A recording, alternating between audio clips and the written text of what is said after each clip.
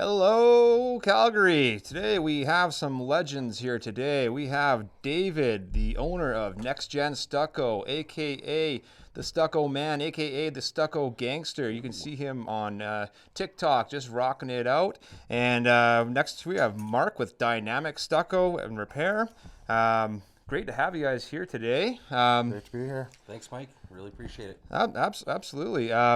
So Mark, how do you know Dave here? Dave and I met about a year ago or something like that. He was stalking me, I'm pretty sure, on Instagram, and kept seeing him pop up. So I thought I'd message out to him and see if I had to, work with the competition or put a cease and desist order out on him. Yeah, sure enough. Yeah, it's actually funny because we actually were competitors about 10 years ago, and I never knew him. And then he started his new company, and then we became really good friends. Nice. Hey. Now we're working together on some stuff and bringing the stucco game to a higher level. That's great. I mean, again, that's what we're all about is raising the bar, and I guess that's why we like to work with you guys. So, Absolutely. So how would you guys say that you're? I mean, we'll start with you, Dave. How do you guys like raise the bar in stucco? Just building envelope stuff first of all, sealing stucco, doing things right step by step, using the proper products, using high-end products. All types of stuff, and just doing the best work possible. Right. So you can go to sleep at night. No cutting corners, none of that stuff. Absolutely. Yeah. All right. Well, how about you there, Mark? Pretty much the same idea as what Dave's saying, but on the same side, we're also getting into the background of the chemical process of stucco, understanding the products, understanding what the paper is made of, understanding how to put that envelope together. So it's not just listening to everybody else and saying, this is what everybody says we should do. It's understanding why we should do this.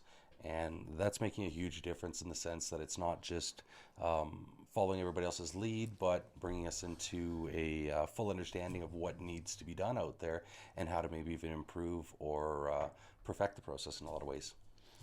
Absolutely. Yeah. So it's kind of fine tuning, kind of working it as you go. How long have you been in the game for? I've been doing this since 2006, so it's been a long time, but not long enough. Right. So, I think with time, I find that it's just like you get more and more passionate, right? Like you kind of and just more like picky. Do you find that kind of thing too? I find you get a lot more of that, and then you think you know it all, and then next year you know twice as much, and the year after that you know twice as much. So when you get to that point where you say, I've got this perfected, you're basically at the ground level starting. So, we're never going to get to that point where we know it all. So every day you have to research, learn, and perfect the process even more. Forever a student. Yeah, absolutely. Yes. And that's the cool thing about stucco too, is that you're always learning. Like you can get better every single day and learn new stuff every single day. It's pretty awesome. I love this trade, as you can tell. It's in your blood. Yeah, absolutely. It's the only thing I've ever done. Oh, really? Yeah. Well, I've been doing stucco since I was 18, so. Oh, wow. Going on 20 years as a tradesman, 13 years as a contractor, and now we're getting into some pretty cool stuff, trying to, develop some products and stuff like that. So it's been a wild ride, that's for sure. Have you ever wanted to quit? No. Never Never wanted to quit. I can't see myself doing anything else, right? Yeah. So, and plus I'm really good at it, so. Right? It's good to be the best, right? So. Totally. Yeah, I mean, that's why, you're our top referral when it comes to stucco questions. I know you were teaching us some good stuff about the diverters. Diverter flashings. Yeah. Yeah, for sure. It's the ones that roofers are doing right now, they're just too small for my liking, right? So what I do is I bend them, actually, with a needleless pliers, and I like to get them about this big. And it's a bend, not a cut. And then I silicone that crease. And then make sure that it has a proper angle. That way water doesn't regress back in. Because those flashings are super important. Like we see it in our industry every day. You can just cruise around any neighborhood and you can just see the staining on the sides of the chimneys. There's all kinds of stuff that could be going on behind there because of that. So it's pretty important. I agree that's very important. And Mark, I'll start with you first on this one. So I noticed that a lot of the chimney chases aren't measured properly. And what's your opinion there? Like, what's going on with that? Well, I think a lot of the builders came up in the 1980s and things like that and just kind of stuck things together real quick and put those houses out there.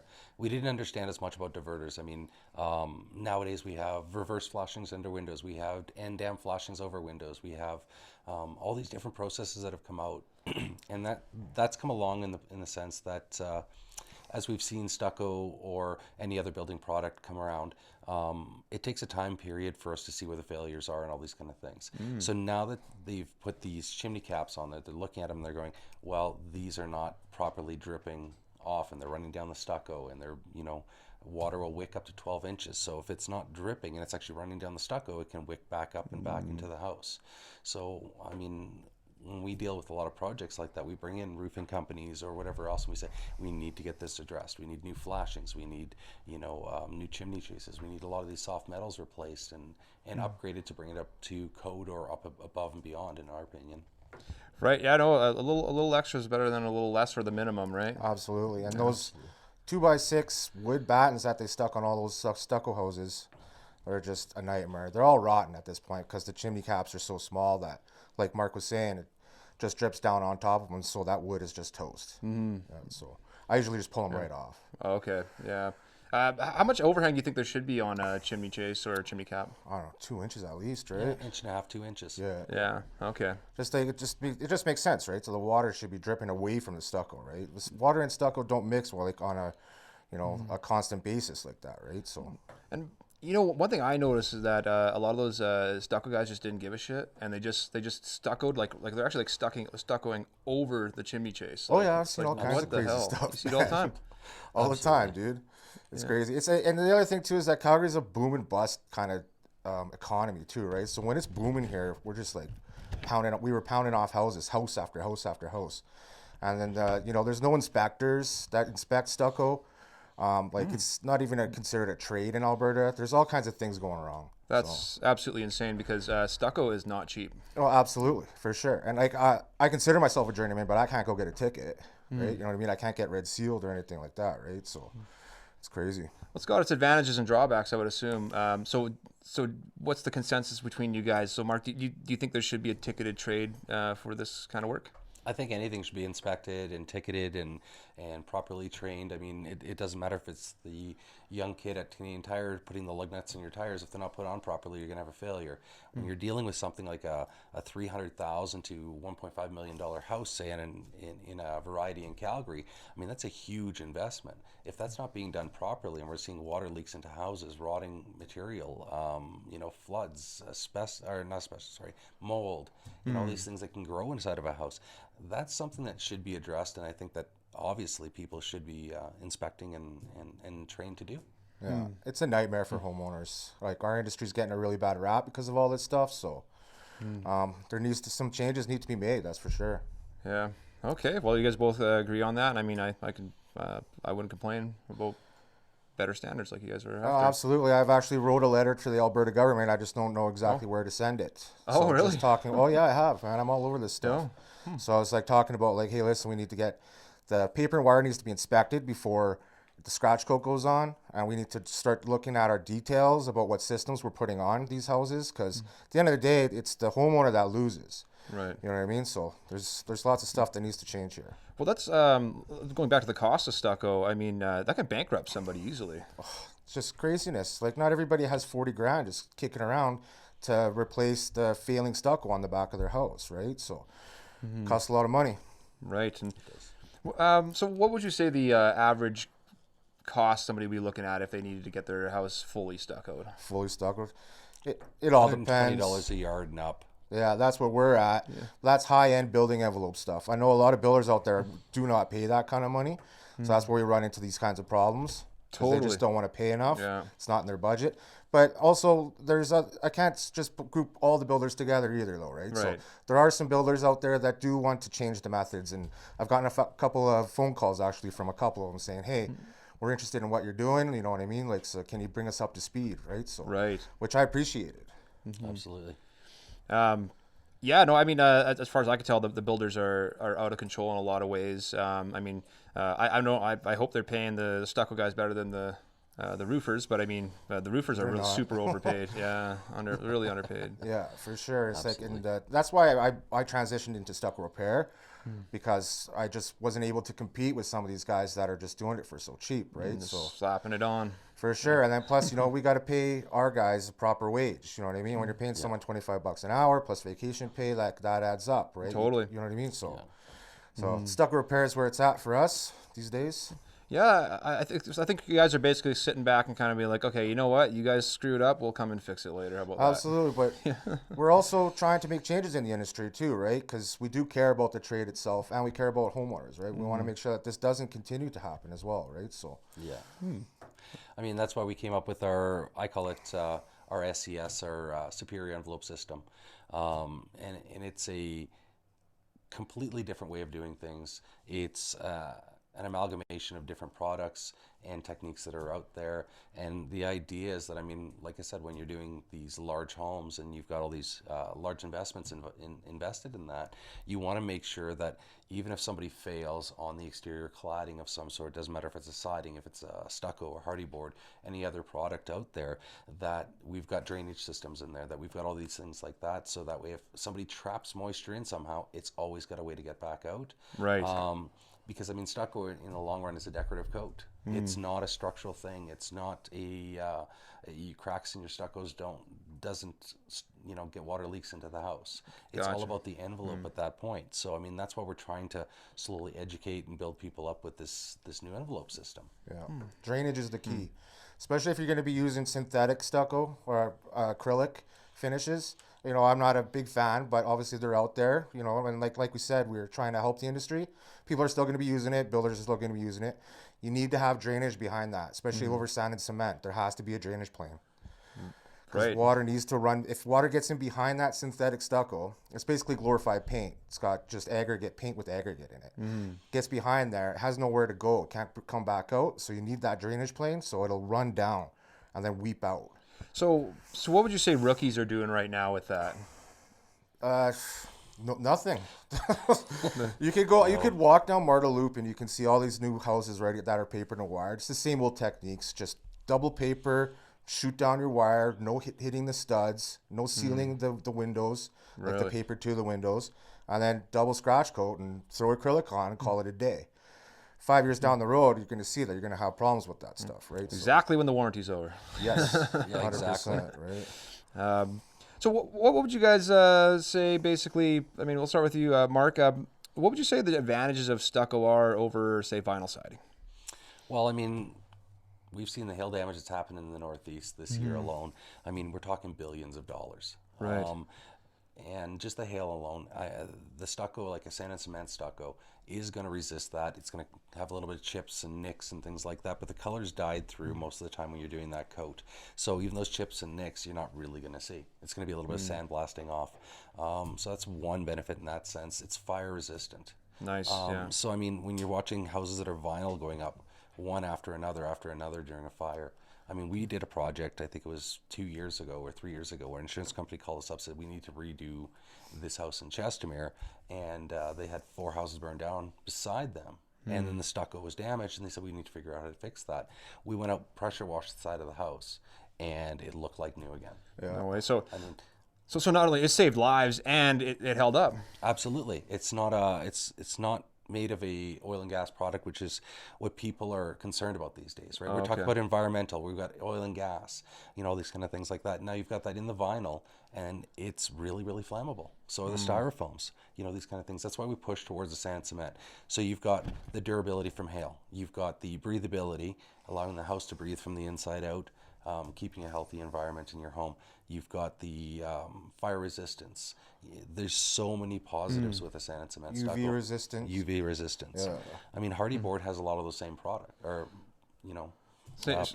Right. and that's why we like those products. Yeah, I'm a fan of Hardy myself. So how long, Dave, do you think a good stucco job should last? 100 years. Yeah. Easy. Look at Europe, like thousands of years. You know what I mean? If it's done correctly, or for instance, look at those rock dash houses that you see that around Calgary in the older neighborhoods. like they're bulletproof. They were 60, 70 years old. Yeah, 67 years old. They're bulletproof. And same thing, they used a really old school, it's pretty cool drainage system where they just had a layer of paper over plywood, and then they had strapping, and then they put just lath over top of that strapping, and then the stucco never touches the actual house. So it's all draining down that. Nice. Super simple, and it lasts forever. Beautiful. Okay. So if it's done right, it should last, a lifetime easily. But if it's done wrong, we're talking different story, right? So No warping, no bending like vinyl siding, or it doesn't crack in the cold. It doesn't. There's so many different things with a cement product. You can barbecue around it? you can barbecue. It won't have a big melted spot on your house, right? So yeah. Absolutely. And what Mark is saying too, where you mentioned breathable stucco, that's what we really like to do because we're old school guys. Like, well, like we used to be all textured, but it's like integrally colored through. So it's the opposite of acrylic finish. But we're starting to mess around trying to get smoother styles, and it's something that we really believe in. We still do acrylic, but we really believe in the old school products. Really? Okay. No woodpecker damage. No woodpecker damage. Yes. Nice. I've already heard them. They're back. Yeah. Yeah. Oh, I saw your Instagram post. Yeah, there and then with I was that. just doing an estimate, and then there's another one just screaming there. And they're big. They're like this big, man. I got a half a dozen quotes this week to do with woodpecker damage, and then we've got commercial properties that call us back every single year in the tunes of tens of thousands of dollars to repair Imagine if woodpecker you're a homeowner damage. and that happens, right? Because you can never make it look right either. So you end up with all these holes and patches on your house, and it happens every single year. They just come back. Okay. Yeah. That's with EFIS systems. So we're not a fan of those on residential. It's great for commercial. But here in Calgary, it's just not a good fit. No. Gotcha. Okay. So how would you deal with a woodpecker issue? Well, you can't shoot them because Legally or not? Oh, sorry. they're protected by Environment Canada, right? So you Okay. can't just go take your pellet gun and just slap one down. But Yeah, they're a migratory bird, right? So you can't do that. and that's the thing too, is that most people don't know is that Calgary is right on the migratory path of the northern flicker. Like you can Google it and you'll see it comes in right underneath Calgary. So that's why they're here like right every springtime, right? So. So there's really no deterrent that you guys know Well, you can apply woodpecker deterrent to your EFIS house. That's going to cost you like $35,000. No way. You got to recoat your whole house again. You know what I mean? So you've got to skim it with a heavy aggregate on there. They want 2 coats of that, and then you got to reacrylic your whole house. There's other systems out there too. They've got the reflective discs. I'm sure you've probably seen some on soffits or things like that. Or they've got the moving owls, so the wings move and reflective eyes and the heads turn. And those aren't too bad. The best, I think, is a sonic device. It senses movement around the house, so that way if there's birds, things like that, it sends out a signal. And it it's above our hearing. But it deters them and it sends them off. And we've had a few clients use those. Amazon or other places can have them. Okay. And the nice thing is if it deters that, I mean, a $5, $6, $7, even $1,000 device is going to save you easily that over the period of 5 years in repairs. Yeah. I could see that being pretty efficient. I got an inefficient idea. I don't know how this would work, but you got a guy with I don't know what they call him, but a guy with who has his own eagle on his arm, And he just Falconry. falconry. So what do you think would happen? I mean, do you think that's illegal? You just my bird did it, Yeah, devil made me do it. I don't know, they're mean, those northern flickers too. I did a job and I was just pulling I had to pull off these massive architectural foam details, and it was like a woodpecker hotel in this building. Yeah, I had to pull them all off and switch it to sand and cement, and then one of them just just cruised by my head. I was like, oh my God, this thing is gonna poke my eyes out. Wow. Man. It's crazy. So what do you think of that styrofoam stuff with the scratch coat on it? EFIS systems, like I said, it's good for commercial. It's good in other environments. I don't want to. I get a lot of flack because I get getting a lot of heat from a lot of people, because, oh, you're cussing out my trade or what we're selling or this or that, right? I said it's fine in different environments. You know what I mean? But in Calgary, it just doesn't work here because of these woodpecker problems, and because we have such craftsmanship issues when it comes to a lot of our fellow tradesmen and companies. You do this EFIS stuff wrong, it's a nightmare because there's so many steps that need to be done and so many steps that get cut when builders aren't paying enough to get this stuff installed. Builders won't pay for bird deterrent system on a house. I've never seen it. And we've dealt with engineers over the years, and I mean, the engineers that we've dealt with have told us there's no such thing as waterproofing a house. They say water deterring a house. And these guys are cutting down products in so many ways, or cutting corners, like Dave is saying, and not getting that water drainage system in. If they could have the drainage system in, put a Woodpecker deterrent on there, you know what? It's fine at that point. It's a more modern look, you know, those kind of things. But it's like anything else. If it's not done properly, it's no good. Right, right.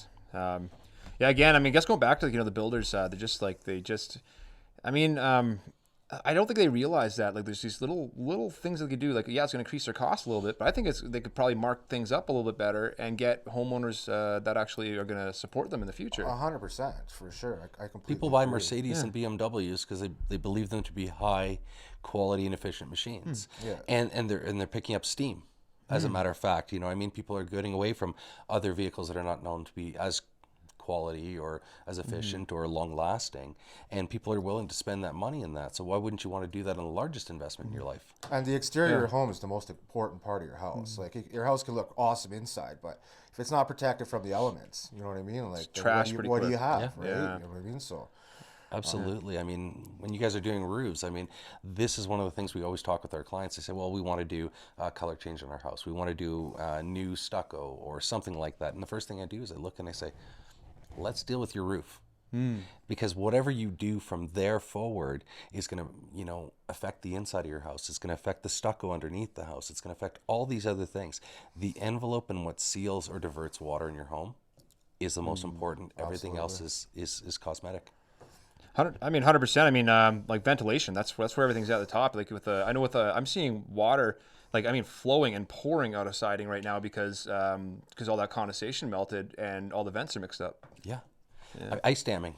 Yeah. How much of that are you seeing this year? Oh, so much. oh yeah, it's crazy. So do you guys ever get calls about ice dams?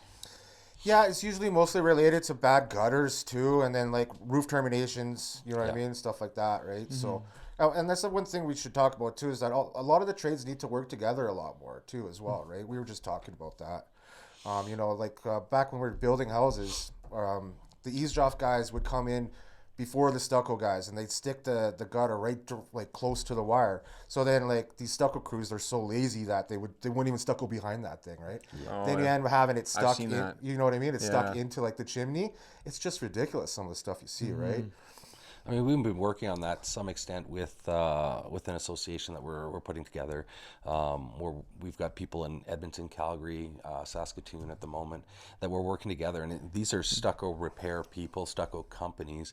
And instead of being competitors in so many ways, it's we're trying to build a relationship so that way we can uplift each other, teach each other new tricks, quality assurances, all these kind of things like that, so that we can be better service to the clients. And people say, well, I got to compete against you. And I said, not really. I said, if we're actually working together, the client's going to get a better service, and then people are going to notice that, and they're going to pick the better quality companies. And then there's maybe not as much undercutting as well. Absolutely. Yeah. Oh yeah, for sure. Yeah, we stick together too, right? And a lot of it's mental support as well too, right? Like we get someone to talk stucco with. I got no one to talk stucco with. Just call up Mark and he's like, oh, what are you doing? You know what I mean? It's like a lot of that helps too. Because people don't call us or you for any other reason, but I have a problem.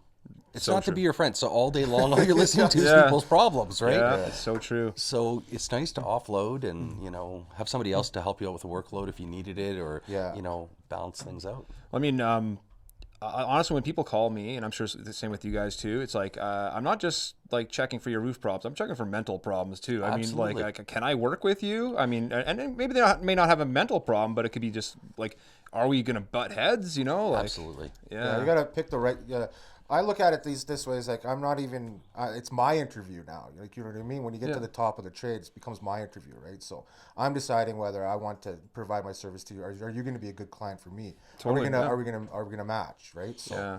And Dave and I working together a lot. I mean, what's happened is some of the clients and I don't jive. But some of the clients jive well with Dave, and vice versa. So I'd rather get them to somebody who's going to be able to work with them and give them an exceptional product. So and true. that's what we try to do, is pass the clients to where is our strong suits and our expertise. Right. Yeah, absolutely. Yeah, if we get a certain kind of estimate that comes in that maybe I'm like I don't really like condo stuff, then I'll shoot it off to somebody else or whatever, right, within the organization, and then that that helps them get some extra work and helps the clients too, right? So they don't just have to keep calling around. So we like to refer people as well. So Well, and that's the thing when you refer somebody, you're kind of putting your balls on the line, and so I mean, but so I mean, the one thing I found, like, okay, so like I know some people are like, oh, this client's picky, and it's like, I mean, honestly, I cater to picky people. I want people to be picky. oh yeah, Absolutely. same here. Yeah, Yeah. That's what we look for. I mean, you're not dealing with a project that is not important. So if it's an important project, there has to be a picky process behind it. You know what I mean? yeah, absolutely. A water leak in a roof is a real dangerous thing. Oh, for sure. And just like keeping your job site clean, you know what I mean? Picking stuff up, like just being basics, yeah, professional, yeah. basic contracting stuff, you know what I mean? Like, we're all about that, right? Be as picky as you want, but you're not going to find much. I'll tell you that. Oh yeah, for sure. But I mean, the picky people aren't trying to cheap out. Of course not. Yeah, Yeah. for sure. They just want to make sure that you're doing the right job. You know what I mean? And taking care of their property, being respectful of the property is really important too, right? So, Absolutely. yeah. I find a good idea is always to report the damage before they see it. If you damage anything, it's always better just Oh, for just sure. get it Yeah. out of the way now. Yeah. Cover your bases. Yeah.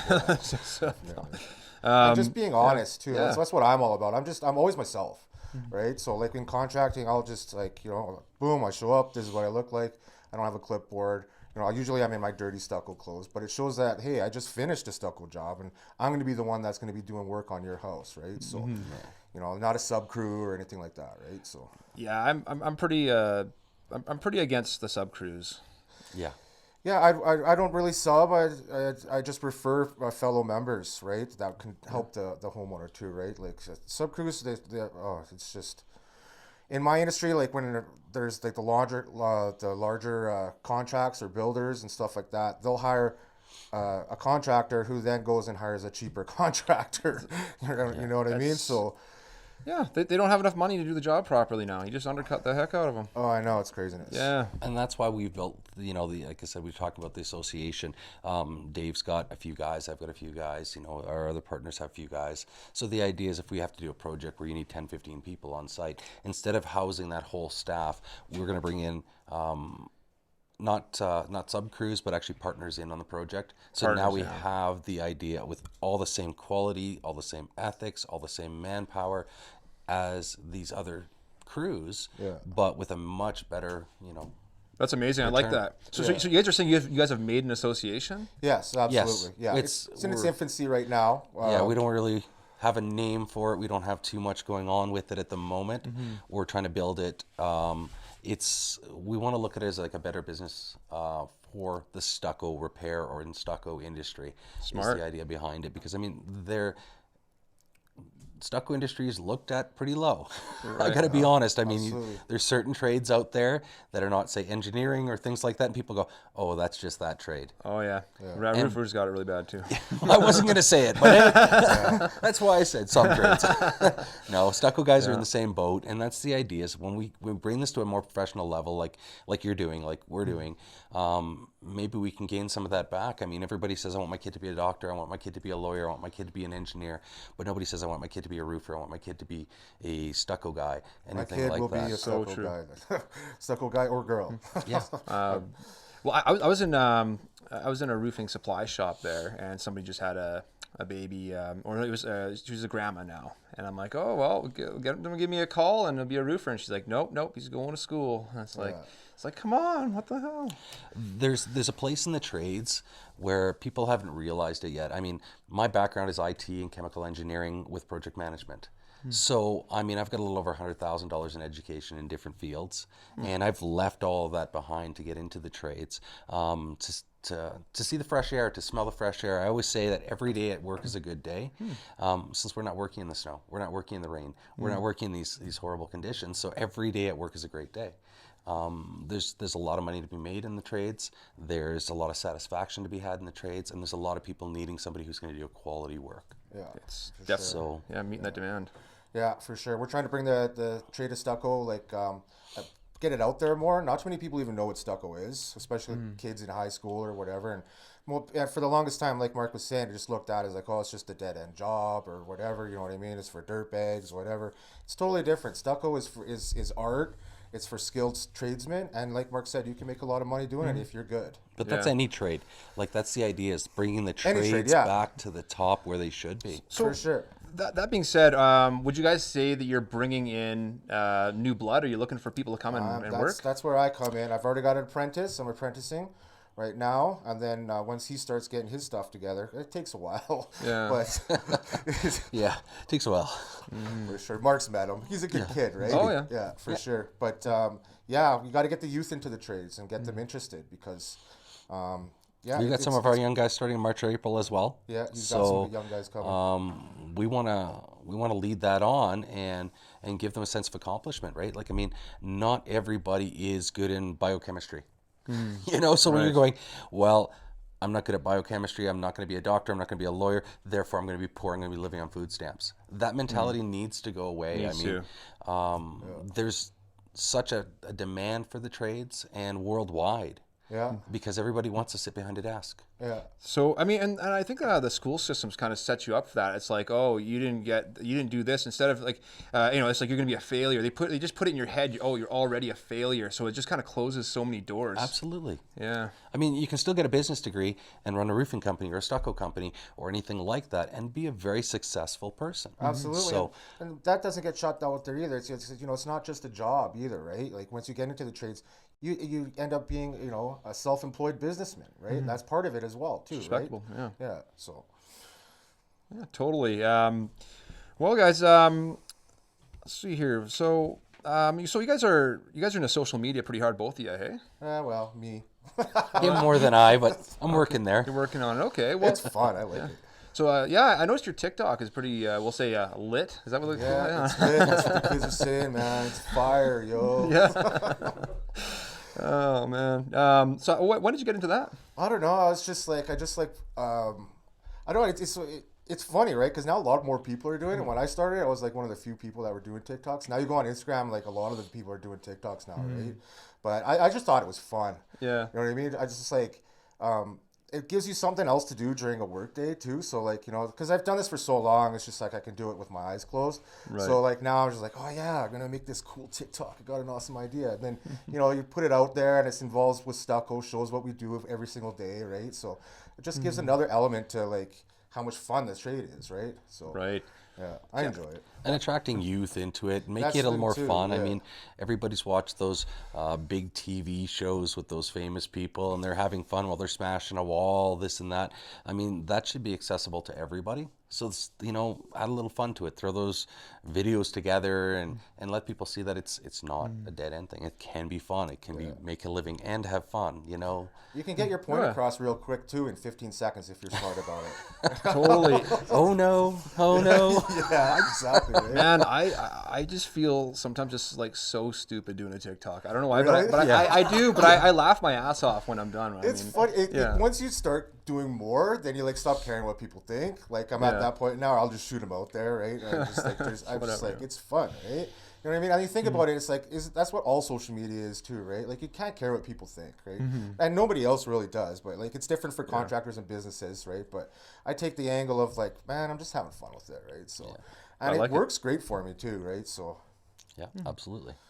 Awesome, man. Well, let's move to some of this stuff that you guys gave us on the TV here, and we'll let's see here.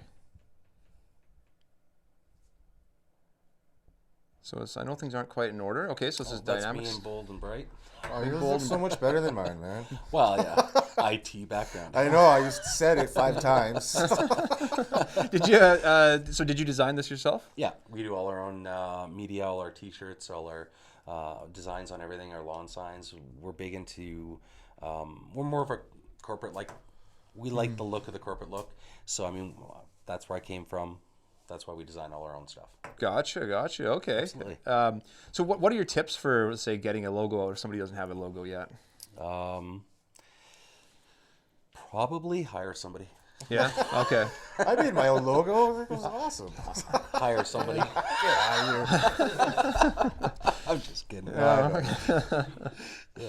Well, you know what? Things when you're stuck with a logo, it's like once you got it going, it's like you can't really change it after that. No, You know? and branding is really important It too, is. right? So I've been around for 13 years. Like Nexgen is like a household name at this point, right? If I were to ever change it, then I'd be lost. Yeah. Right? Yeah. No, I feel you. Although it has some cool stucco company names, so Hitman Stucco, that'd be an awesome one. Yeah. Yeah, get the pink and the black. You know what I mean? The Bret Hart colors going. Yeah. Local. Let you do that one. Okay, so what do we got going on? Oh, what do we got going on here, guys? So this house looks pretty good from here. And what I'm looking at is you got some holes punched down there on the right-hand side. And what it is this house was done by a builder, and for the first 10 years the clients complained. And they said, listen, we're getting some water leaks, we're getting, things like this. And the builder said, oh, yeah, we'll caulk around the windows. Oh, we'll do this. As soon as the 10-year new home warranty came up, they went, see you later. Oh, no. So then they brought in a guy, and he put the wrong stucco on the right-hand side of that cantilevered area. It's not really You cantilevered. can kind of see it's how it's a little bit different looking. It's textured acrylic. You should never do that. He did it wrong with the envelope, and this was he did the envelope wrong, he did the finish wrong, and then 2 years later they called me up and they said, hey, I think we're having some problems and it's worse than it was before. So this is 2 years after he fixed this that we're going out and fixing this. So as you'll see, it gets worse from there. Okay, well, let's move along. So this is after we pulled off the stucco. I mean, it's pretty crazy, but you can see most of the paper's been eaten away. Oh, and wow. you're looking at some of the sheathing is looking rotten. And you're seeing exposed insulation in different areas. Nasty stuff. That's a nightmare. It's pretty bad, and this is still good compared to where it gets to. And then remember that this is after the other stucco guy attempted to fix it. Yeah, this is only 2 years old. Yeah. It's just a money pit, hey? Yeah. Absolutely. You know what? I think that, like, look at when it comes to stuff like this, it's like I don't care if your 10-year workmanship warranty's up. If you did it wrong, like, you should, do something. It's integrity, man. Well, and the other company gave them a 10-year warranty on this, and refused to even show up on site to look at it. It's not worth the paper it's written on. No. So we brought in our engineers to look over the process, to see where it was, get water testing, get saturation testing on the wood. Brought in our window guys to check the windows, see if it needed reglazing. We actually had our vinyl decking guys come in, remove the old Duradeck, and put in a new luxury vinyl deck on there. And that was just so that we could completely seal the back of this house properly. This is a west-facing wall. Your most weather is going to come in from your northwest corners. That's where you're going to get your hail, your rain, all these different things like that. So it gets worse. Hate to say it, Mike. Okay, well, let's move. So this is right along the second floor. You can see most of the floor is eaten away there.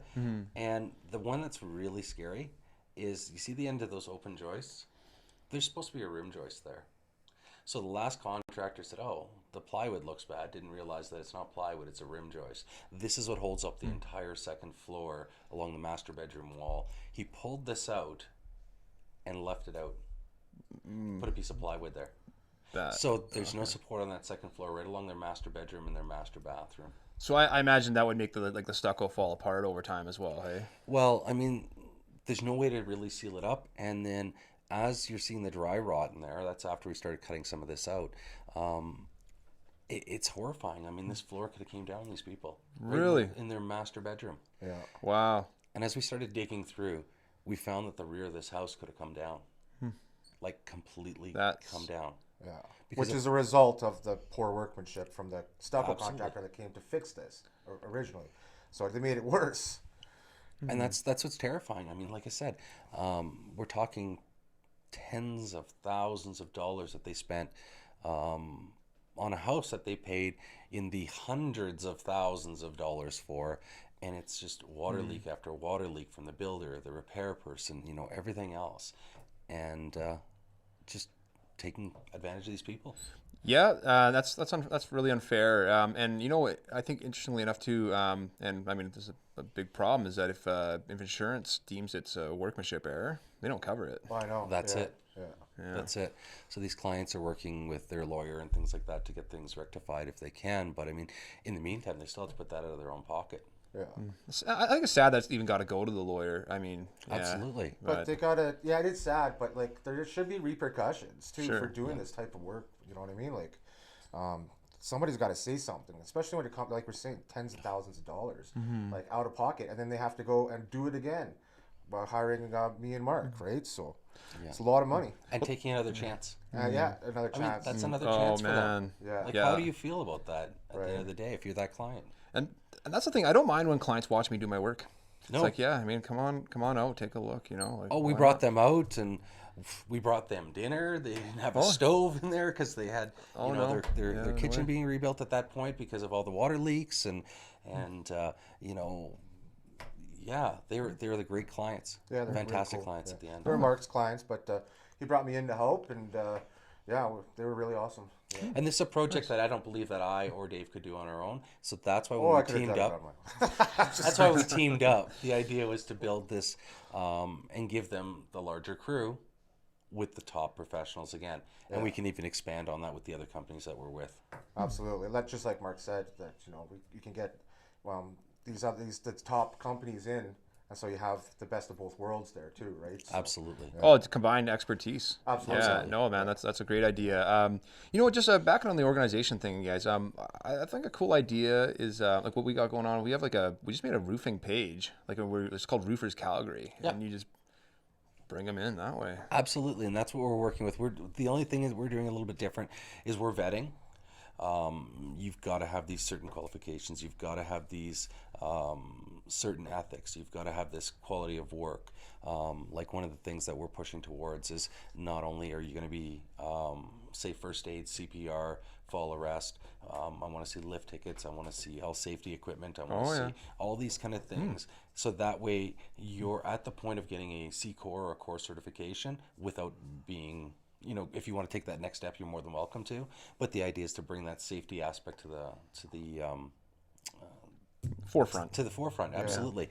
All of our job sites, either Dave or I, wherever we're working, there's a bathroom on site.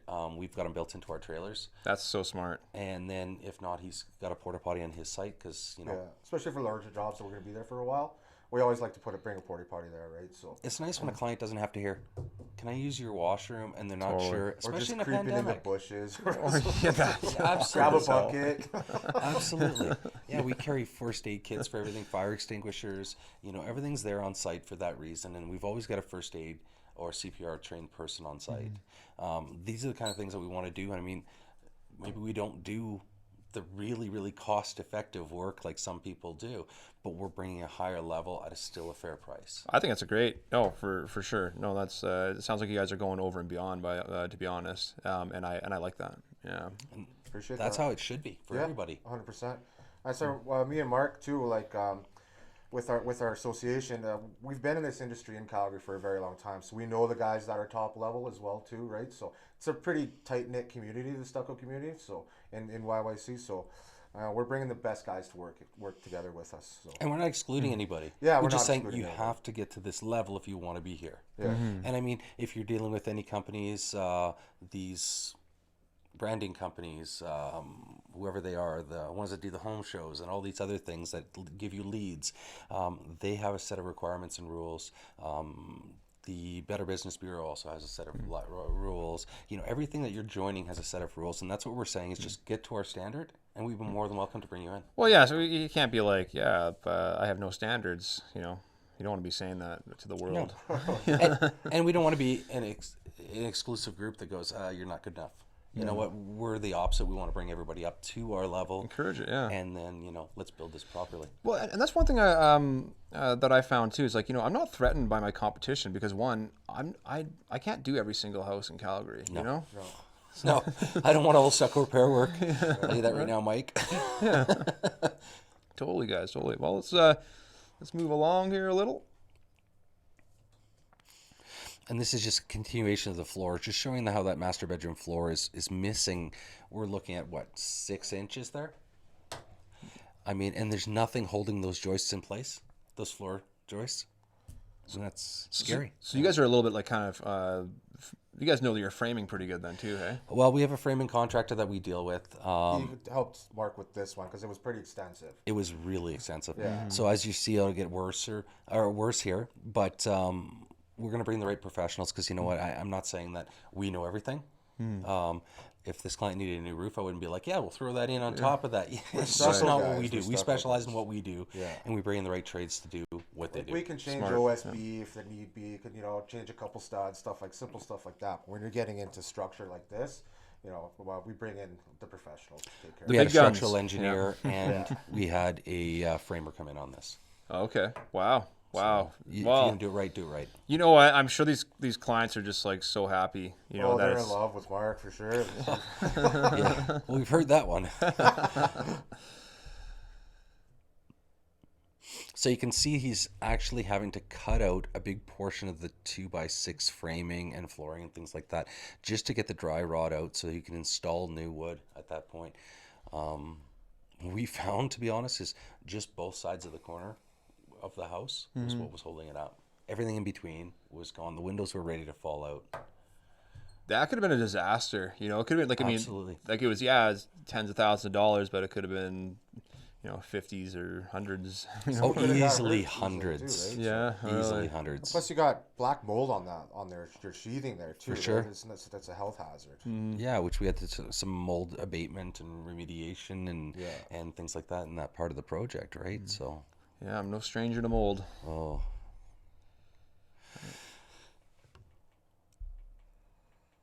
So you can see as we've pulled off the sheathing, how bad it's getting through all the way down. So he's had to replace most of the jack and king studs along the windows. He's had to do the ladders underneath the windows. All this is you can see the framing at the very top. It's kicking, like he replaced the rim joist with pieces of 2x4 or something, or 2x6, and they're tilted. They're not even holding a point load straight on. That's what the other stucco contractor pretended to be a framer for a bit there. Oh, yeah. You can see that one's just going like that. I'm like, how does that hold a load if it's not a straight Right. pressure point?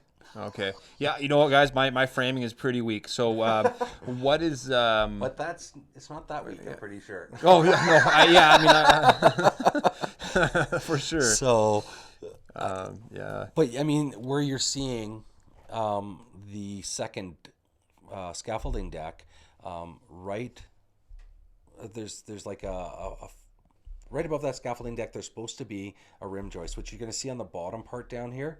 There's a big thick plank there, and that's called a rim joist, and that's what holds up your flooring. Okay. Like the whole floor on the main floor along the edge of the house, and they've removed that, removing the structural No way. stability out of the house. And which one's the king? King and jacks are on each side of the windows. Okay. So you've got, you'll have a jack stud running right alongside, and then you'll have a king stud going right up to the floor above. Okay. And what that's doing is putting point load straight down. Gotcha. So okay. that way it's not pressure on the windows, it's holding the house square and all these other things. Crazy story for you guys. So I was doing a renovation on my house, and I had a guy come over that said he could frame, and I need a frame in a big window. He did it all with 2x4s, no header or anything. And I don't know anything about framing, but I'm looking at it, I'm like, yeah, I don't think this is right, dude. And he's like, it's fine. I'm pushing on the wall. Like, I mean, we're talking the entire exterior wall is bowing out. Like, I don't think I should be able to do this. No, just put a little more caulking on there. Yeah, caulking solves all problems. Yeah, that's it, right? That's what everybody says. You know, I mentioned there too, Mark, that you actually pulled the windows out. Oh, You go ahead. Well, that's going to come through. Oh, okay, cool. okay.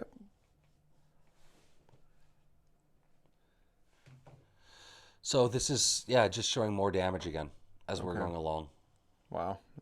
Yeah, that's ugly. It's pretty intense when we get through it. So the windows got removed, and you can see the vapor barrier on the bottom or the right side at this point. Right. So the vapor barrier is still there, but he had to remove the entire ladder, which we call it a ladder because it just looks like a ladder on its side. Okay. He had to pull out the entire ladder that holds the window up because it was completely rotten right down to the concrete. So I mean, Oh yeah, yeah, it's that's intense. a ton of damage. Yeah.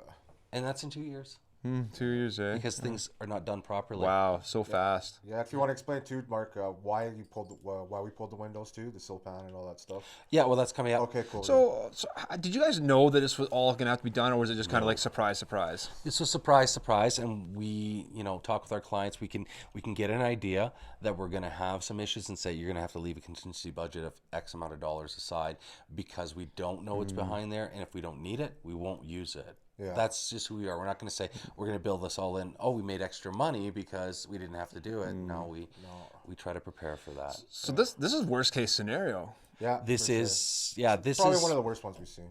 Yeah. this is near falling down. Yeah. Yeah. Holy I mean, that's the last thing that we need. man. That's still more damage. Like I said, you can see those are the Jack and King studs there that are black, look like they were lit up on fire just from rot, and they're not even touching the floor at this point because they've rotten out so bad. I can imagine somebody seeing this and be like, "Yeah, it looks like they had a fire here." Yeah, absolutely. Black mold. Wow. That's So the framer's work. that is a new rim joist to support that second floor. Okay. That's what that should look like instead of an open ladder area. It just cleans everything right up. Okay, let's see here. So we roll back. Okay, So gone. right behind there, what's missing? Yeah. The new rim joist goes in at that point. Our framer is unbelievable. Nice. So yeah. he's been doing this for home builders for years. He's got a higher than average set of ethics. Even when I brought him in here, he's like, "Oh, I'm here now. I have to do something about this." And I'm like, "Yeah." And he's like, "I was expecting 4 or 5 hours work." He says, but he was there for 2 days. He called off and he said, "Listen, I have to put off your project. This house may fall in this back end if Emergency. I don't fix Triage. this." Yeah. And he says, "We're just going to have to do it." And he was working there with you on that Saturday till Oh, we worked till 8 or 9 o'clock at night. These guys were working. I was at home chilling. Oh, Can't believe you guys still out Dave there. yeah. I got floodlights out there just blasting the house. I'm like, "Can at you home see watching anything?" Netflix, making TikToks. You know, I had a guy the other day tell me that framing was easy, and I always thought of framing is extremely hard. Like that's a really intricate trade. I don't know. I don't think it's easy. I don't think it's easy. That's why I either. hire him in, right? Yeah, like I think it's a tough job too. My girlfriend's whole family are framers too, right? And they're hardcore tradesmen, man. They're out there minus 20 some days. Like they just keep going. It's nuts, man. I wouldn't trade stucco for framing. It wasn't even easy picking up the material. So I was just like, "I'll pick it up. I'll carry the grunt work, and then you do the rest." And I'm like, I'm not smart enough for that or something. I'm not sure what it is, but I These can't do guys it. did a really good job. They did an awesome job. for me with framing, it's like I feel like it's a matter of time before I like nail all my fingers together. I just feel like Have you that's gonna seen those shots? It's just like, yeah, it looks sick. insane. Yeah. Absolutely. The worst I've ever done, I shot myself with a staple gun Yeah. once. Yeah, but you feel pretty stupid when you do it too, right? Oh, for sure. For sure. Yeah, I nailed my leg. Yeah, I had to get craned off the roof too. Oh Yeah. no way. That's pretty brutal. So there's our amazing framer standing there assessing everything after he's rebuilt it. I mean, this looks like a new house at this point. Looking it's at the tight. amount of wood that's there, it's insane how much had to be replaced. But yeah, he's just assessing everything and probably smiling inside, going, "I got that done." Beauty. Yeah.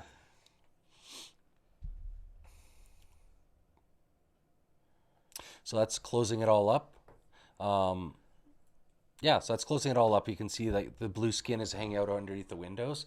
That's the sill gasket. I don't even know what it's called. Actually, it's not a sill gasket. It's a sill. It covers the sill. And what that's for is so that we can underlap the paper or whatever else we're going to do underneath, so that we can have a shingle lap.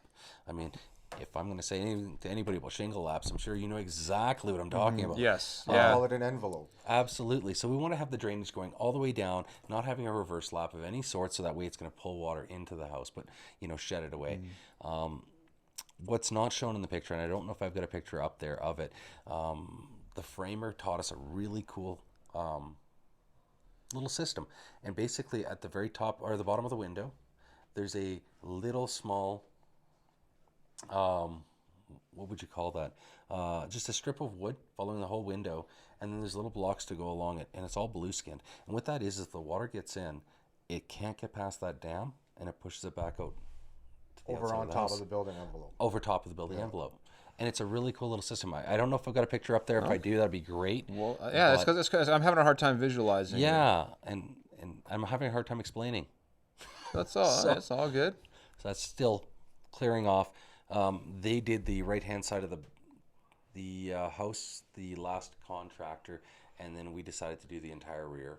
Yeah, just to make it was sure that everything was copacetic. And the only problem we had was on the right-hand side of the house, where he did his previous work. Okay. So You can see too that you used plywood instead of OSB. yeah, It's just way a little better. bit upgrade. Doesn't absorb water. It sheds water better.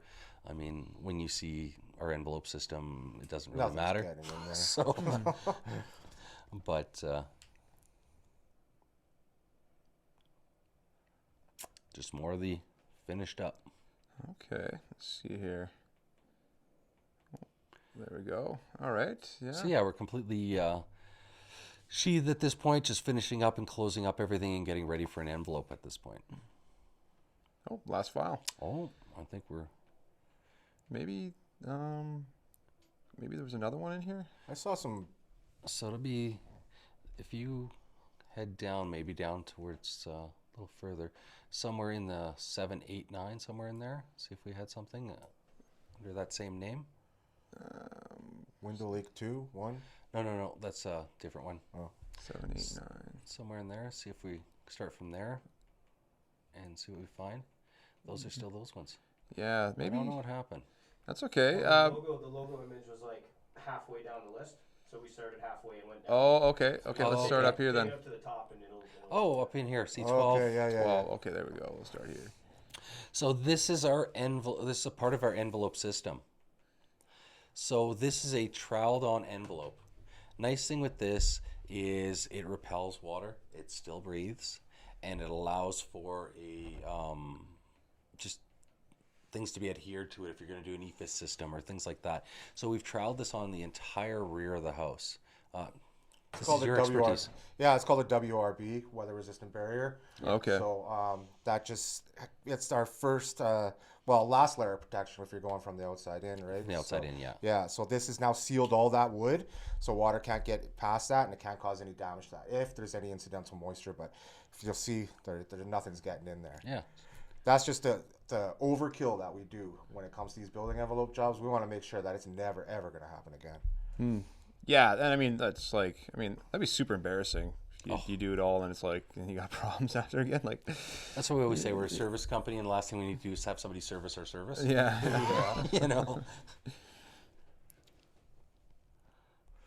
Right here, we're looking at the building envelope portion.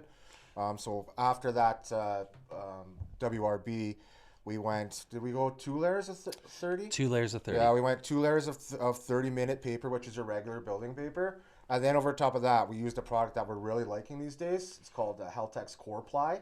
It's a corrugated building paper that allows for drainage, so incidental moisture. If it does get past that, it'll run down that drainage plane. So it almost looks like corrugated cardboard, right? So it's just another layer of protection, and it creates that drainage mat, which is super important. And then this other stuff that you're seeing, we siliconed every single staple hole on that whole back. That's Dave and his bubble gum. So This is something I got from my buddies in California. Yeah. I saw them doing this. This is what they do down there. They silicone every staple hole. So if water does get in behind there, you can't have hydrostatic pressure where it goes in through that staple hole. Wow. Or the staple, right? that's 10,000 staples. Right. Okay. So it's nothing's getting in there now, right? Or even when you're shooting your staple gun, like you might hit a corner, you might tear the paper or something like that. Always gotta All fix those are it. ways water will get in. Like it'll find a way to get in, right? So Right. You got to make sure you just go overkill on this stuff. Gotcha. Okay. That's. I mean, I've never seen anybody cock their staples. No, neither have I until I watched these guys in California. Man, these in California, they are so light years ahead of us when it comes to stucco. I'll tell you that right now. We've been doing that for 10 years at Dynamic. But Yeah, right. You've seen that. But anyways, it's super smart. It's a this is why Dynamic and Nexgen, we cost more than other companies, but we take these extra crazy steps to make sure that that our work is, I will can never correct ever you on fail. that. We're Yeah. worth more than other Well, okay, companies. there you go. Yeah. Yeah. Well, Cost That is makes different. sense. That That's- makes sense. Yeah. totally true. And that's what you brought up before, like the cars. Like if I have this car and they're the exact same, then there's no point in paying more. You know, you got to be absolutely not. you got to have your place and your Apples quality. to apples. Yeah. Yeah. Yeah. Okay. Well, that's really I really like that. Let's see here. So this is just more wall elevation on that. It's just to get a bit of an idea. Yeah. Lots of silicone and Oh. So youth in the trades, they're really great at this. Oh yeah. send the kid to do that. Oh right? yeah. Oh yeah. For sure. You guys are you guys picky about your silicones or? Yeah, we have certain products that we like to use. I like to deal with some of the bigger companies out there that have been manufacturing and testing R&D for years. This one here supposedly will bridge up to a 3-inch gap, and it will expand up to 10 to 20 times its original size. So what that's going to do is it's just going to give that resilience. It's going to stay rubbery for a long time. It's a paintable product, so that way things will bond to it. That's one of the reasons I like it with the cement, things like that.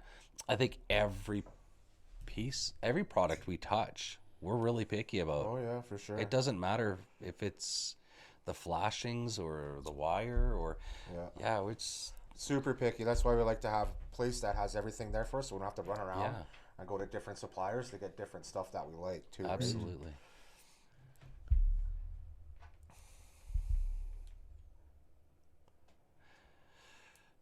Scratch coat. The scratch coat, yeah. Oh, yeah. 3/4 of an inch thick. That's code nowadays. We make sure we bring it up to code. And, if you get a nice key on there and get ready for the finish coat. Yeah, I derbied this too. Nobody derbies anymore right in Calgary. Especially, it's really nice when you're doing these sand and cement. And So I'm not sure if you know what a derby is. I do not. It's like a long, 2.5 foot trowel. yeah, it's like a big one, and you has like 2 handles on it, and you like flatten the scratch coat, like make it super super flat. It's an art in itself using that thing.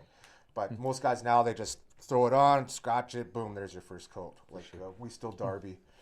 Yeah, that rings a bell. I think I seen you doing it on one of your my Instagram videos. Yeah, for sure. That'll be him. Yeah, no, I'm the last of a dying breed. So is there a problem? Let's say, so you got I think you said 3/8 is code, 3/4. 3/4 of an inch. So what happens if you go a full inch? Is there any problem with that? Or you can't because they don't make plaster stops like that. They do have an There's 1 an inch plaster. plaster stop? Yeah, they don't make guys who want to put it on that thick. Their arms get really tired at the end of the day. All right. So you got to think 70 pounds a bucket. I don't know, what's their 80 buckets on that wall? Fuck, easily, man. So, it's 8,000 pounds, right? You got to remember load rating on houses as well. Right. Okay. Much like you guys in your clay tiles, cement roof tiles, things like that, the houses have to be built for it. Right. Okay. But so thicker is better. Yes. Yeah. I'm not going to say no. No, for sure. Yeah. Thicker garage pad, less cracks, same thing with the stucco. Okay. Curing time's important. Curing time is super important. You got to is. make sure if you're doing a full house, scratch house, that thing's got to cure for 28 days. Yeah. Oh. It's got to crack, especially new framing, because it's new framing. Obviously, like there's going to be shifts and stuff, right? So that scratch coat needs to crack up before you apply your finish coat on top of So it. you ever get clients coming in? Oh my God, it's cracking. Well, on the scratch coat, I've seen it. Yeah, they've been like, "Oh, what's with all these cracks?" Like that's normal. Like, That's good. I'll be there next week now that it's cracking finally. No, for sure, it's totally normal to have the cracking on scratch coat. You actually want to see it. You want to see the more cracking you see after 2 weeks, and you go hydrate it, like the better, right? So then you know that it's settled and it's not going to crack on your finish coat. Yeah. Yeah, 'cause I imagine if I looked at that, I'd be like, oh, this is broken. No. No, it's got to get broken before it gets better. Yeah, exactly. Interesting.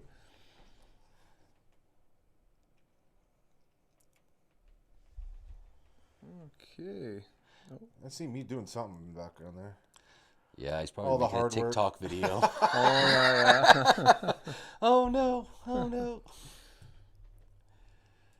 So Oh, that's there our it is. finished product. Finished.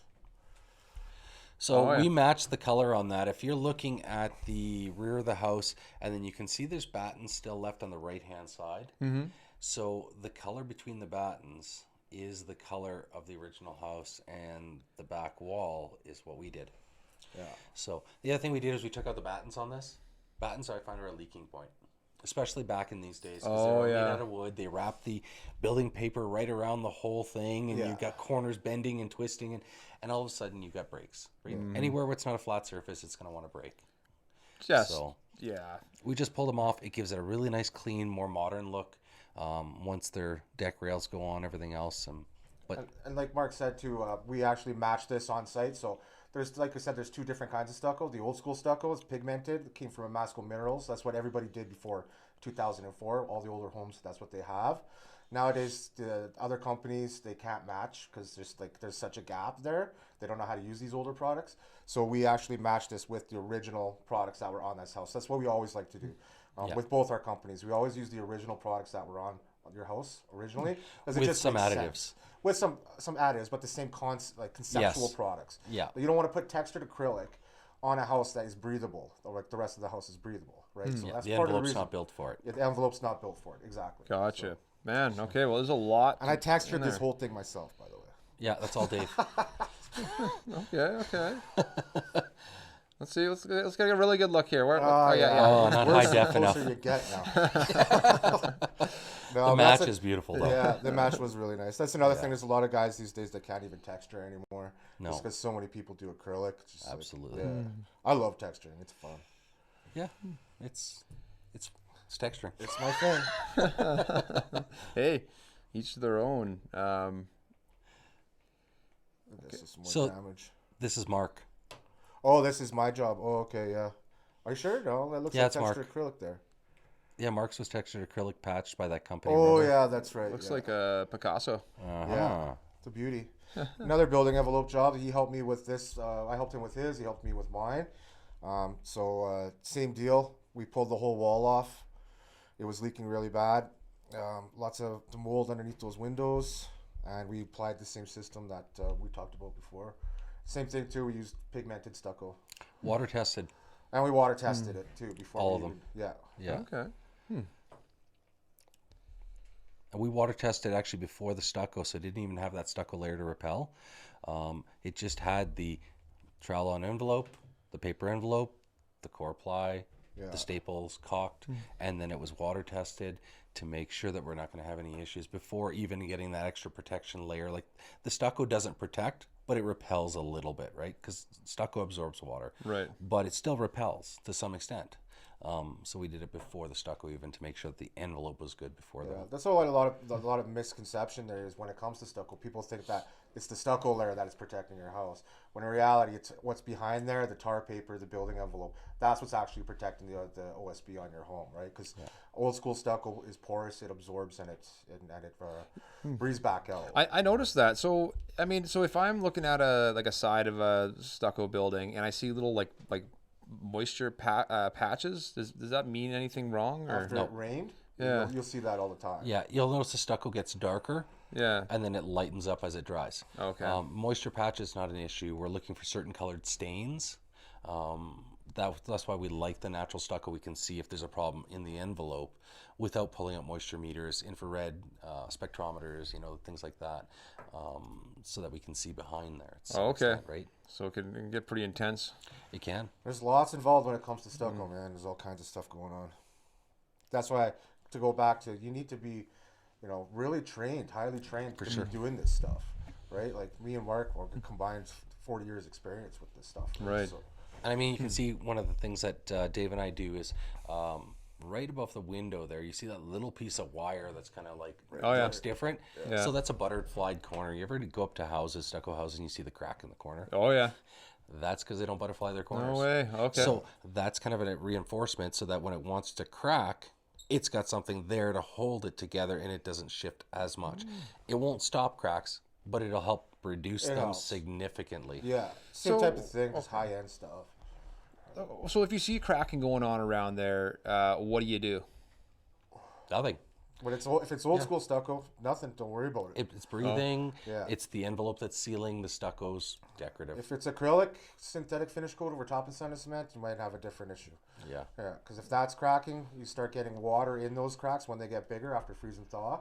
Water gets in there, it no longer can breathe back out, and it gets stuck in between that plane. So it starts.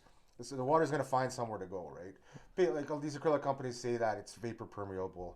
But like, really, to what extent is that? Like, maybe moisture will come out in a week. Who knows, right? But And that's where you get your hydrostatic pressure and your hydraulic pressure pushing the water into the house. Because if you've got if I take this cup of water and I put this over top and I heat this, it's going to cause steam. It's going to cause a bubble in here because this paper won't breathe. Right. So if we do a rubber coating, like an acrylic, or not a rubber coating, it's an acrylic coating with resins and glues and all these things in there, and it can't go this way, but it's kind of breathable under here. Where's it going to go? It's going to push it through into the house. Right. Yeah. And that's the problem we're having with some of these acrylic silver sand and cements. With no That's drainage why system. we need to have a proper envelope and drainage system installed. 100%. Gotcha. Okay. And by the way, so if somebody's seeing this kind of thing, like, and, because obviously there's different types of stuccos, people don't know what the heck's going on. So do you guys like charge for inspections or anything? No. It depends. If they want like a report for a real estate agent, I got to go on my computer and do all that fun stuff. Then we will. But usually, no. Like, I'll just go help people out if they have some questions. A couple months ago, a client asked me, "Oh, hey, can you just come?" He was worried because same thing like you mentioned, that he saw some wet spots when it rained, and he didn't know very much at all about stucco. So I just went over there. There wasn't much there for me to estimate. You know what I mean? I told him, "Hey, just don't worry about it. It's free of charge. But you got some awesome stucco here because you got old school breathable stucco." And he was super relieved, right? Because he saw some of that stuff and he thought that, "Oh, hey, there's something going on here." But you know what I mean? I just wanted to go out there and help them out, right? So that's what we're all about too. Nice and honest. Education is key, right? Yeah. An educated client is a returning client. Sure. Yeah. Oh yeah, man. No, for sure.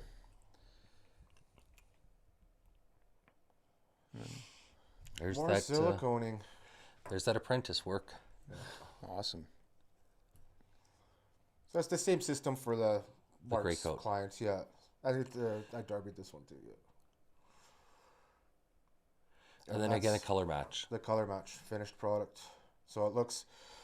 I try to match the texture for the rest of the house. We want to make sure it looks the same, right? Because I have different kinds of textures I can do, but you want to make sure that you match what the house looks like on the other three sides. Yeah. That's a big deal. Because that can really hurt your resale if it doesn't match. Oh, for sure. It does. feels like it'll look like, hey, you got some work done, and people, red flags go up, right? Yeah, So, yeah.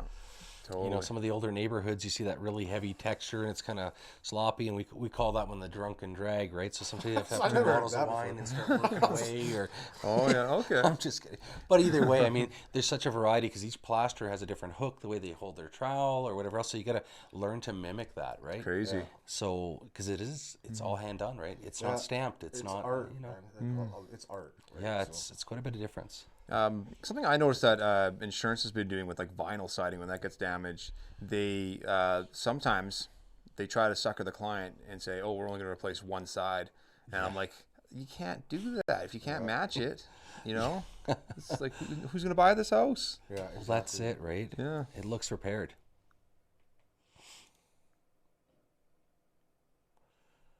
So I threw these in because, after all the negativity, we got to do something else. And people go, "Oh, they're all about fixing bad things, fixing bad things." Well, what about improving good things?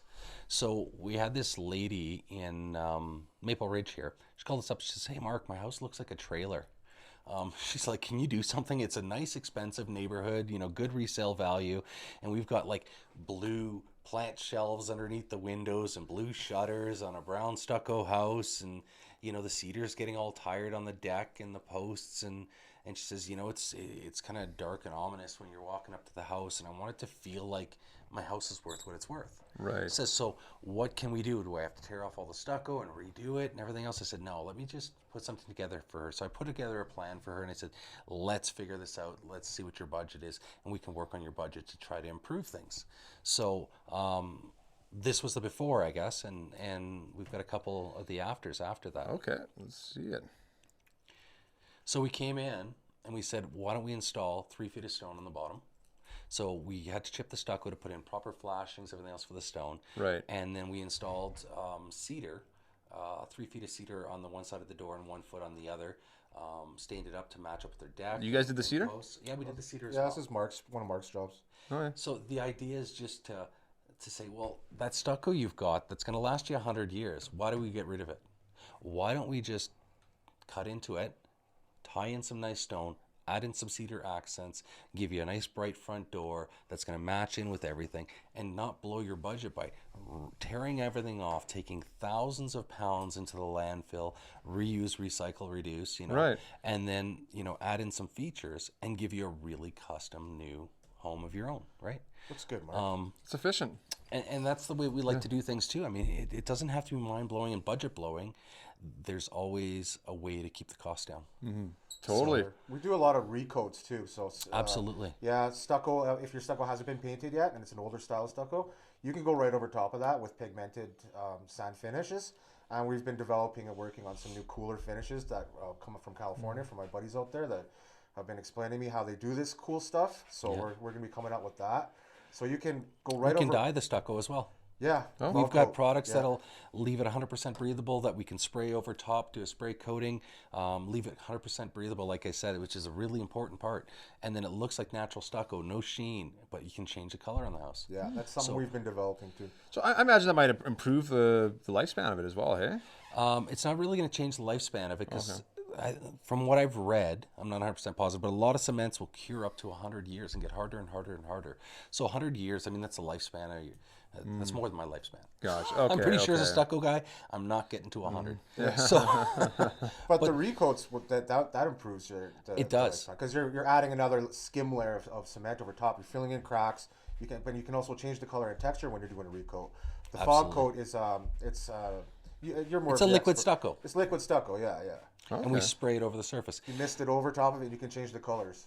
And a lot of the houses out there, I mean, the coat at one point was 1/2 inch on the stucco. Now it's 3/4. So the recoat also brings you back up to code. You change the color, you can change the texture, you can do all these extras and strengthen the stucco while bringing it up to code. So why do you think they changed the code? Too many cracks, too many failures. I mean, the Yeah. thicker the stucco, the more it repels water, the Yeah. less it checks, it cracks. The slower it absorbs too. Absolutely. Right? Yeah. So Isn't that kind of amazing though? It's like back in the day, like, oh, we're doing this to code. Yeah, we do things to code, and it's like, oh crap, code kind of failed us today. I always look at code and I'm like, that's the bare minimum requirements. That's like, I got 50%. Yeah. It's not something I want to brag about, right? Like, I'm like, I got 90%. That sounds better to me, right? It totally. Well, I was doing stucco when they actually changed to 2-coat system. Like before, they were just doing 1 coats on all of Calgary, right? I just started. I think it was like 2003 or something. They came somewhere out around with that. Yeah. So things have come quite a ways since the olden days, but For the better. Yeah, for the better, and then for the worse too. In some cases. But I'm more of the future. The past is the future kind of guy when it comes to stucco too. So I believe in a lot of the old school techniques as well. But you combine those two things together, and you have the ultimate cladding system. I like that idea. Yeah. But that's where our world comes from, right? We're holistic because we don't know anything about medicines at this point. And then we start developing medicines, and now we're going back to holistic. And, I mean, the same thing with the way that Dave and I work. A lot of our products are environmentally friendly, right? I mean, cements, limes, sands, these are all natural products. They're breathable products. They're not oil and gas based. They're not acrylic based. They're, all these different things like that. We're even working towards getting to a more greener footprint as far as the companies go, start looking at some solar equipment to operate all of our battery. Like everything that we use is battery. Our compressors, our nailers, our drills, chop saws, table saws, everything is battery. So if we can do that with renewable energy, we want to go as eco and green as we can, right?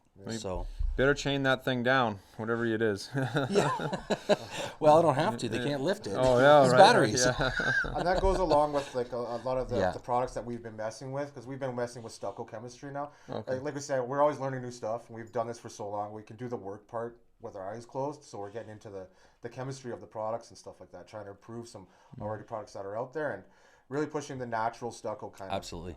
Natural and everything. Natural everything, yeah. Because I swear, like I've done acrylic houses. I've lived in houses that have acrylic, and I've lived in houses that I've done sand and cement on. There's a different feeling that you get from natural stucco. I know maybe I'm just a weirdo, but it's like it's more stucco weirdo. It's like that. Use the 8-ball. We'll find out. When you have something synthetic on your house, it just I don't know. There's some kind of feeling there. But when you have the natural, it's better mentally. sure Dan will mention it or something. Well, I mean, if you break down that stucco and you bring it to the concrete recyclers, they're using it for something or whatever else. Styrofoam. What is styrofoam?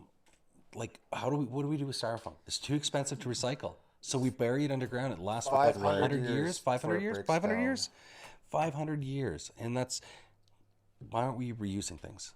You know, I mean, that's my thought. I mean, that's what we efficiency, man. I'm all for recycling. We don't like wasting supplies either. I mean, if you can use it, use it. You know, like for sure. Throwing stuff in the garbage for no reason. Well, guys, that was quite a I don't know what you call it, bonanza or what the heck? Stucco bonanza of knowledge. Yeah. That's what you get when you get Nexgen and Dynamic teaming up, man. For sure.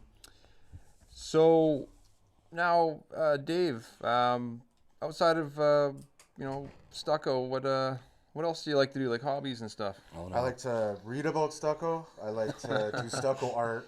Stucco art's pretty cool. So what do you do with stucco art? I'm taking different inert materials and just like making art pieces out of them, and like with dark colors and just kind of like making some abstract stuff, different stucco styles. I don't know, like seriously, I'm really into this stucco art and using organic, natural mineral materials to make this art. It's pretty cool. Oh, okay. Yeah, so I'm doing that, and then other than that, I like working on my car and cruising around and looking cool in my Trans Am. And So you're a Trans Am, okay. oh, yeah, And 1981 year? Trans Am, man. Yeah. It's deadly. What year? 1981. 1981. Oh yeah. So it's got the bird on it and everything. So Oh, yeah. T-tops, original cassette deck. Yeah. So I'm just blaring hair metal and 80s tunes, cruising around the city. Fun stuff. I hear people you get some different kind of reactions with that car. Oh man, if you go for a ride with me in that car, you'll just be. I took my uncle and he was like, people are like, will pull over and start talking, and like he's just sitting there like twiddling his thumbs. He didn't know what. I just get a kick out of it. You know, I'm a bit of an attention whore, so. Oh yeah, hey, nothing. You might have noticed. Yeah, hey, I mean, man, it's good for social media, that's for sure. I've never seen it on social media though. It's on there. Oh yeah, it's on there.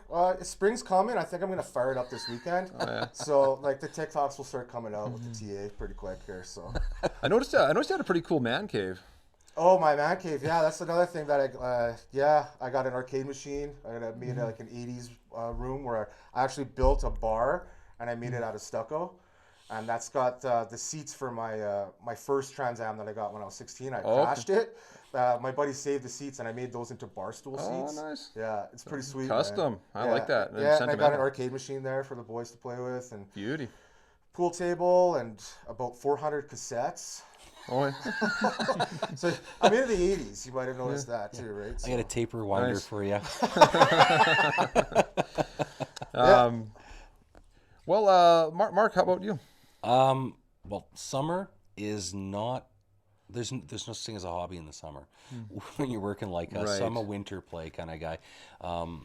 We're big into skidooing, trail sledding, seeing my wife, do 90 kilometers an hour and flip the sled and be like, what did I do? We're those kind of guys. We get that border collie. We run them all day long. Snowboarding, ice fishing. Nice. So winter sports is our thing. And I mean, I'm a geek from way back, so I've got the video game things and the computer things. Nerd. And, yeah, nerd. Revenge of the Nerds, I mean. What video game you into right now? So this is pretty controversial. It's a horrible one. It's called Fallout. Oh, yeah. So everybody's like, love it, I hate it. You know what I mean? Yeah, it's a racing game. Yeah, it is. You mean... Well, I'm thinking Flat Out. Oh, Flat Out. That's a different one. I was like, hold on. There's no racing in there. Yeah, mixed up, yeah. But no, I mean, as far as it goes, like it's just 2,000 hours into a video game when you're dead over the winter or whatever else here or there, and waiting for spring. But we like to get out and play. Nice. So I mean, where's your hot spots you like to go? we like to get up to Fernie. Got a little bit of property up that way, and then we get out to like Cataract Creek to go do some snowmobiling, or we tried ice fishing this year. We've got more gear than we've got knowledge. Oh, yeah. So we went out there for like 12 hours and then found out after 12 hours we were using the wrong bait. Oh, no. I mean, some like don't even have any fishing skills, but Hey. sitting there at the wood stove, and we've got the TV and the movie on and everything else inside Cool. the tent. You know, it's Hopefully no reception. No. well, I don't care because it turns off anyways at that Oh point. yeah. Okay. The idea is just to get away, right? I mean, Totally. we work hard, we play hard, Nice, man. Nice. so that's kind of our get up. You ever played Ark Survival? I've looked at it and I'm like, no, because I will think I could get It addicted will to that. steal your life away. Yeah. Yeah, and that's why I'm like, no. Don't do it. Mark, Dave, it's been a really good. Super fun, man. Yeah. Oh, it's been awesome. Yeah. Yeah. So guys, I'll start with you, Dave. You got any shout outs? I'd like to shout out Timberstone YYC. That's a supplier that is working with me and Mark, and they're getting They're us amazing. all the stuff that we need over there. They let us do our stucco experiments in the back, which was really cool. Nice. And then like they're awesome guys over there. Jeff at Timberstone. It's off Barlow and 54th. Somewhere around there, yeah. Somewhere around there, just Google it. But they got stone insulation, and they're like really big in Western Canada. But they're just starting out on the Calgary shop there when they're doing stucco supplies, and they got tons of stone back there. So go check them out. Really, really awesome people. And of course, Razor's Edge Barbershop. I just got my fresh cut today. Oh Danny yeah. there Nice, got some nice. dope lines happening. Cool. Yeah, those guys are awesome there, man. Like they actually use straight razors when they're doing your hair too, right? So awesome bunch of guys there. Nice, man. Gotta Nice. support the local barbershops. They were shut down for a while, so I like to get my hair cut fresh at least once a month. Wow.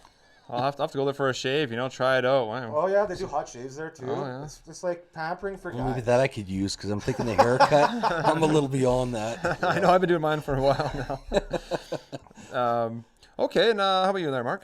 Well, we got our sister company helps us out with a lot of the coatings. They helped us out on all these projects that Dave and I worked on over this winter and throughout the year. So dynamic coatings they're fantastic, guys, and always there to make sure that they're on our level with the company.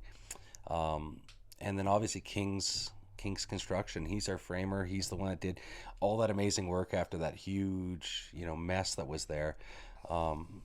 I've never met a better guy on the tools when it comes to woodworking in that sense. You did an awesome job for sure. Oh, unbelievable. Honestly, I need a framer in my network, so I We'll think get you in touch with Caleb. definitely do. Yeah, Yeah, it 'cause was really fair price too. I was Oh, really surprised. unbelievable. Actually. Yeah, he was I had to awesome. tip him. I felt guilty. I'm like, I'm not going to sleep tonight if I don't give you I know, I more. was like, that's crazy, dude. But, Yeah. he did an awesome job, and yeah. Yeah, he was unbelievable. right. Well, I got like that. Okay, and then a charity. Calgary Food Bank, of course. With everything going on with the pandemic, everybody needs a little help out there with a little bit of Absolutely. groceries or whatever else. And For sure. Speaking of a little bit of help, I think you said you guys were, or you particular, were into some charitable stuff kind of on the side. we like to work with our company. I mean, as much as the community gives us, we like to give back to the community. We're always out there to help people, and we don't like to toot our own horn on that one. So we try to keep it quiet and make sure that we can just serve our clients as best we can. But we always find those families that need a little extra. Awesome, man. Hey, well, I mean, leading by example is great, and I really like your humble attitude there. It is. Mark is the most humble stucco guy I've ever met. Oh yeah. We usually got like huge egos and attitudes. Oh, He's, yeah, like, yeah. If you don't totally believe opposite. Dave, just ask me. I'll tell you how humble I am. I had this one girl I was hanging out with, and she was like, I would say I'm a pretty humble person. I'm like, so would you say you're the humblest person in this room? She's like, yeah. I'm like, oh my god.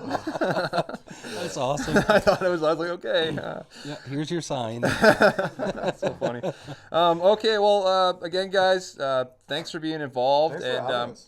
yeah, and thank you guys for all watching. Sad we couldn't do this one live, but some technical difficulties. We'll be working those bugs out later. So if anybody else is looking to get on the podcast, definitely give us a call, a text, an email. You can find us on YouTube. You can find us on TikTok, Twitter, Instagram, you name it. So give us a follow and some support. And our fellow tradesmen here as well would really appreciate that. So thanks again, and bye for now. See you on the next one. The old Kirk Giordano. That's what he says.